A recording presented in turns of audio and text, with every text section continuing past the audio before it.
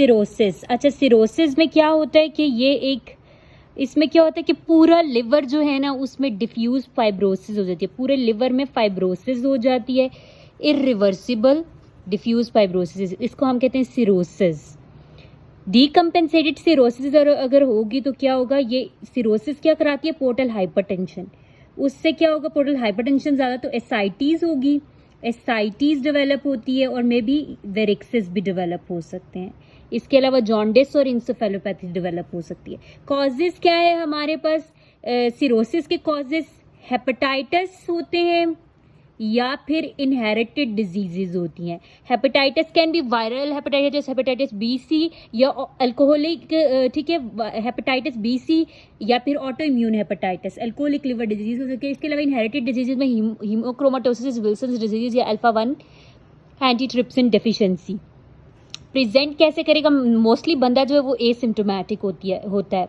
इसके अलावा उसको भूख नहीं लगेगी, anorexia, weight loss, jaundice, encephalopathy और सिरोसिस से क्या हुआ, पोर्टल हाइपरटेंशन होगी, जिससे क्या होगी, पोर्टल हाइपरटेंशन, एसाइटीज डेवलप हो सकती है, ठीक है, और स्प्लीनोमेगैली होगी। Portal hypertension, ascites, oesophageal varices, splenomegaly. इसके अलावा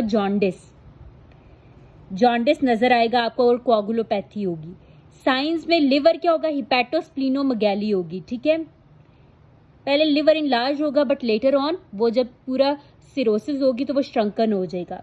अगर कंपेंसेटेड सिरोसिस है तो आप हैंड से स्टार्ट करें तो क्या आपको नजर आएगा, हैंड्स पे अगर हम देखना स्टार्ट करें तो क्लबिंग होगी, ठीक है, क्लबिंग होगी और इरिथमा होगा, क्लबिंग, इरिथमा, ऊपर यहाँ पर ठीक है स्पाइडर एंजियोमेटा मिलेगा और ऊपर आएंगे तो आइज के करीब जेंथिलाज्मा हो जाएगा, फिर और लैक्रिमल ग्लैंड्स की इनलार्जमेंट होगी, नीचे साथ पैरोटिड ग्लैंड्स की इनलार्जमेंट हो जाएगी। फर्दर नीचे आएंगे वही स्पाइडर एंजियोमेटा जो कि एस्ट्रोजन लेवल हाई होने की वजह से भी होते हैं। अच्छा, उसके बाद स्प्लीनोमेगैली होगी, ठीक है, और गायनिकोमास्टिया एंड स्प्लीनोमेगैली। ये कंपेंसेटेड लिवर डिजीज है। अगर डीकम्पेंसेटेड है तो क्या, जैसे कि डीकम्पेंसेटेड लिवर सिरोसिस की वजह से पोर्टल हाइपरटेंशन, एसाइटीज डेवलप होगी, ठीक है, और जो सुपरफिशियल वेन्स हैं उनमें भी प्रेशर बढ़ेगा, कैपिट मेड्यूसी, एसाइटीज, कैपिट मेड्यूसी, एडिमा नजर आएगा। इसके अलावा उस बंदे को डीकम्पेंसेटेड सिरोसिस में फ्लैपिंग ट्रेमर्स होंगे, ठीक है, एस्ट्रेक्सिस और इंसेफेलोपैथी। और साइंस ऑफ पोर्टल हाइपरटेंशन में क्या है, वही एसाइटीज, कैपिट मेड्यूसी, इसोफेजियल वेरिक्सिस, एसाइटीज, कैपिट मेड्यूसी, इसोफेजियल वेरिक्सिस और स्प्लीनोमेगैली। इन्वेस्टिगेशंस क्या कराएंगे हम, सबसे पहले लिवर फंक्शन चेक करेंगे, क्या लिवर सही आया कि लिवर सही फंक्शन कर भी रहा है या नहीं। लिवर फंक्शन को कैसे चेक करेंगे, एक तो हम उसके सीरम में एल्ब्यूमिन लेवल करा लेंगे कि एल्ब्यूमिन सही प्रोड्यूस हो रही है या नहीं, और दूसरा प्रोथ्रोम्बिन टाइम। तो खराब अगर लिवर का फंक्शन हो गया तो एल्ब्यूमिन का लेवल कम हो जाएगा और प्रोथ्रोम्बिन टाइम प्रोलोंग हो जाएगी। ये बेस्ट इंडिकेटर है लिवर फंक्शन के। एलएफटीज, लिवर फंक्शन में सीरम एल्ब्यूमिन, प्रोथ्रोम्बिन टाइम, एलएफटीज करा लेंगे। सीरम इलेक्ट्रोलाइट्स देखेंगे, सीरम इलेक्ट्रोलाइट्स, क्रेटिनिन और सीबीसी। इलेक्ट्रोलाइट्स में हाइपोनेट्रीमिया होगा, क्रेटिनिन लेवल इंक्रीज हो जाएगा, सीबीसी में एनीमिया, ल्यूकोपिनिया और थ्रोम्बोसाइटोपिनिया। सो पहले हमने liver function, LFT, serum electrolyte, serum creatinine और सीबीसी कराया। फिर अब अगर ये डी रेंज होते हैं तो फिर हम कि क्या कॉज क्या है सिरोसिस की, उसकी कॉज, सिरोसिस की कॉज फाइंड करने के लिए हम क्या करेंगे, क्योंकि कॉजेज मैंने कहा था या तो हेपेटाइटिस होगी या इनहेरिटेड डिजीजेज। तो हेपेटाइटिस को चेक करने के लिए हम वायरल मार्कर्स करा लेंगे, हेपेटाइटिस बी और सी के लिए। ऑटो इम्यून हेपेटाइटिस के लिए हम ऑटो एंटीबॉडीज, इम्यूनोग्लोबुलिन्स चेक करेंगे। हीमोक्रोमाटोसिस के लिए हम iron profile and ferritin levels कराएंगे, ठीक है, iron profile and ferritin levels. Wilson's, क्योंकि इसमें हीमोक्रोमाटोसिस में आयरन प्रोफाइल और फेरेटिन लेवल्स इंक्रीज हो जाते हैं। विल्सन्स डिजीज में कॉपर एंड सीरियोलोप्लाज्मिन लेवल्स कराएंगे और अल्फा 1 एंटीट्रिप्सिन लेवल्स करा लेंगे, ठीक है, ये इसके कॉज फाइंड करने के लिए करा लेंगे। इसके अलावा हम इमेजिंग कराएंगे, अल्ट्रासाउंड, सीटी स्कैन और एमआरआई होता है। सो एब्डोमिनल अल्ट्रासाउंड, एब्डोमेन का ही सीटी स्कैन, एमआरआई भी फॉर बिनाइन ट्यूबर्स एब्डोमेनी, और एंडोस्कोपी कराएंगे, ठीक है, for detection of varices and liver biopsy to confirm the type of liver disease, ठीक है। फिर ये हमारे पास पग क्लासिफिकेशन होती है for cirrhosis, for the prognosis of cirrhosis. Prognosis को फाइंड करने के लिए हमारे पास पग क्लासिफिकेशन होती है। इसमें हम क्या देखते हैं, एसाइटीज, इंसेफेलोपैथी। एसाइटीज, इंसेफेलोपैथी जो हमें दिखने में नजर आएंगी, इंसेफेलोपैथी के आगे ग्रेड्स भी आप पढ़ेंगे, ठीक है। एसाइटीज, इंसेफेलोपैथी और इसके अलावा इन तीनों के लेवल्स हम फाइंड कर लेंगे, दैट इज एल्ब्यूमिन के लेवल, लिवर फंक्शन में हमें पता चलेंगे, प्रोथ्रोम्बिन टाइम और बिलिरुबिन लेवल्स। सो एसाइटीज नॉन माइल्ड मार्क, इंसेफेलोपैथी भी non mild mark, bilirubin levels हमारे पास आपने याद रखने हैं, बिलिरुबिन लेवल 34 से 50, लेस देन 34 वन कैटेगरी में डालेंगे, मोर देन 50 35। सो 34 से 50 एल्ब्यूमिन, 34 से 50 बिलिरुबिन, 34 से 50 और एल्ब्यूमिन 28 से 35। 28 से अगर कम होता है एल्ब्यूमिन तो मतलब बहुत सवेयर मसला है, 35 से ज़्यादा है तो थोड़ा है, ठीक है। और बिलिरुबिन अगर ज़्यादा है 34 से 50, ठीक है, 50 से ज़्यादा तो बहुत मसला है, 34 से कम तो माइल्ड है, ठीक है। और प्रोथ्रोम्बिन टाइम नॉर्मली क्या होता है, normally it is less than 4 seconds, normally ये लेस देन 4 सेकेंड होता है, ठीक है, बहुत कम होता है, आई थिंक से 2 सेकेंड होता है। If it is less than 4 तो 1, 4 से 6 इधर आ गया, और मोर देन 6 प्रोथ्रोम्बिन टाइम तो ये सवेयर प्रॉब्लम है। अच्छा, अगर ये इस वन कैटेगरी पे ज़्यादा सर्वाइवल की सर्वाइवल 82% इस तरह, और 5 ईयर सर्वाइवल कम है 45% और 10 ईयर 25%, और बी और सी चाइल्ड का 10 ईयर सर्वाइवल बिल्कुल ही 0 है। कॉम्प्लिकेशंस क्या हो सकती हैं सिरोसिस की, मैंने कहा ये एक लिवर है, इसमें फाइब्रोसिस होगी, सिरोसिस, तो इसने क्या किया, पोर्टल हाइपरटेंशन करेंगे, फ्लूइड बाहर निकलेगा, एसाइटीज हो जाएगी, ठीक है, पोर्टल हाइपरटेंशन, एसाइटीज, और क्या होगा, यही फ्लूइड फिर क्या है कि हमारे पास हार्ट की तरफ कम हो जाएगा, तो क्या हो जाएगा, प्रोग्रेसिव हार्ट फेलियर। अच्छा, फिर जब blood supply to the renal artery नहीं मिलेगी तो क्या हो जाएगा, रीनल आर्टरी की कंस्ट्रिक्शन हो जाएगी, और vaso constriction, hepato renal failure, hepato pulmonary failure, spontaneous bacterial, यही एसाइटिस, पेटोनियम को इन्फेक्शन करा के स्पॉन्टेनियस बैक्टीरियल पेरिटोनाइटिस।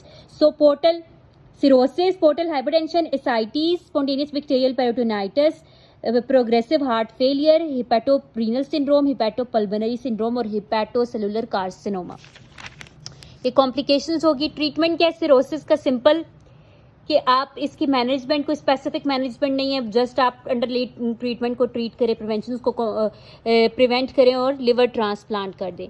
अच्छा, अब कॉम्प्लिकेशंस ऑफ सिरोसिस को हम डिटेल में देखते हैं। पोर्टल हाइपरटेंशन, तो नॉर्मली क्या है, एक पोर्टल वेन कैसे बनती है, by the union of superior mesenteric when और स्प्लीनिक वेन, इन दोनों को मिलाकर ये हमारे पास बन गई पोर्टल वेन, ठीक है। इसमें नॉर्मली पोर्टल वेन का प्रेशर जो है वो 5 से 8 मिलीमीटर ऑफ मर्करी होता है, ठीक है, लेकिन अगर ये 12 से ऊपर चला जाए तो हम इसको पोर्टल हाइपरटेंशन कहते हैं। क्या होता है कि जो हिपैटिक वेज प्रेशर है वो 1 से 2 होता है और ये 5 से 8 होता है, ठीक है, ये नॉर्मली 5 होता है। तो अगर 5 मिलीमीटर ऑफ मर्करी से ज़्यादा प्रेशर डिफरेंस आ गया, hepatic Venus gradient more than 5 millimetre of mercury का मतलब है पोर्टल हाइपरटेंशन। टाइप्स क्या हो सकते हैं, pre hepatic, intra hepatic, post hepatic. Pre hepatic में क्या होगा, या तो पोर्टल वेन थ्रोम्बस बनेगा या स्प्लीनिक वेन थ्रोम्बस होगा। इंट्रा हिपैटिक क्या है, लिवर के अंदर शिस्टोस्टोमियोसिस, सार्काइडोसिस, ड्रग, सिरोसिस, ठीक है। पोस्ट हिपैटिक क्या हो सकता है कि हिपैटिक आर्टरी के अंदर थ्रोम्बस बन जाए, उसको हम क्या कहते हैं, Budd Chiari syndrome, right side heart failure, constrictive pericarditis. Clinical features क्या होंगे, अगर वही स्प्लीनिक वेन में अगर थ्रोम्बस बना है तो क्या हो जाएगा, स्प्लीनोमेगैली, ठीक है।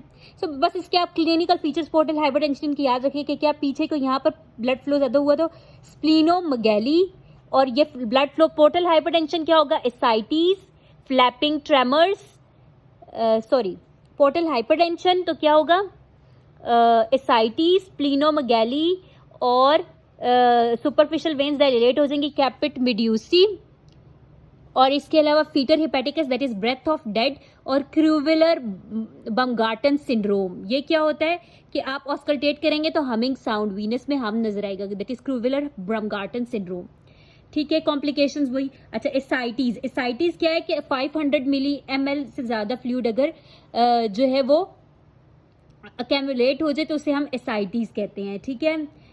फिर इसकी फर्दर देखेंगे आप इसकी मैनेजमेंट एसाइटीज की कैसे है कि आप सिंपली क्या करेंगे, सोडियम और वाटर रिस्ट्रिक्शन करते हैं, ठीक है। सोडियम और वाटर रिस्ट्रिक्शन करते हैं, पहले सोडियम रिस्ट्रिक्शन कर देनी है, 100 मिलीमोल पर डे से कम लेना है। लेकिन अगर वाटर रिस्ट्रिक्शन तब करनी है, अगर सीरम में सोडियम का लेवल 125 मिलीमोल पर लीटर से कम हो जाए, फिर हमने वाटर को रिस्ट्रिक्ट करके 1 से 1.5 लीटर पर डे का देना है। So sodium water restriction supportive measurement में आगे, sodium and water restriction treatment में हमने उसको डायूरेटिक्स दे दिए जिसमें स्पाइरोनोलेक्टोन और फ्यूरोसिमाइड दे देंगे, ठीक है। अगर इससे ट्रीट हो गए स्पाइरोनोलेक्टोन 400 मिलीग्राम और फ्यूरोसिमाइड 160 मिलीग्राम देंगे। ट्रीट हो गए तो ठीक है, अगर ट्रीट नहीं होता तो इसको फिर हम क्या देंगे, रिफ्रैक्टरी एसाइटिस। रिफ्रैक्टरी एसाइटिस के लिए फिर हमने क्या करना है कि लार्ज वॉल्यूम पैरासिंथिसिस, उसको हमने 3 से 5 लीटर पर डे रिमूव करना है। ये फ्लूइड हम 3 से 5 लीटर पर डे रिमूव करते हैं, इसको लार्ज वॉल्यूम पैरासिंथिसिस कहते हैं। 3 से 5 लीटर फ्लूइड निकालेंगे और 6 से 8 ग्राम एल्ब्यूमिन डाल देंगे, ठीक है। बट इसमें क्या है हमारे पास, अगर हमारे पास है SBP स्पॉन्टेनियस बैक्टीरियल पेरिटोनाइटिस, अगर इन्फेक्शन हुआ है पेरिटोनियम का, तो फिर ये लार्ज वॉल्यूम पैरासिंथिसिस नहीं करनी, ठीक है, क्योंकि इससे एक्यूट रीनल फेलियर हो सकता है।